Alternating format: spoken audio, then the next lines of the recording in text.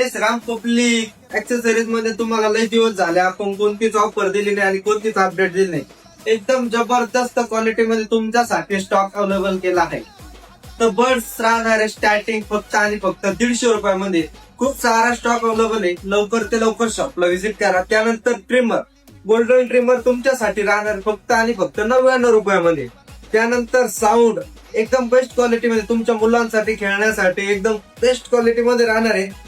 हा राहणार फक्त आणि फक्त 230 रुपयामध्ये. एकदम होलसेल रेट मध्ये तुम्हाला देतोय.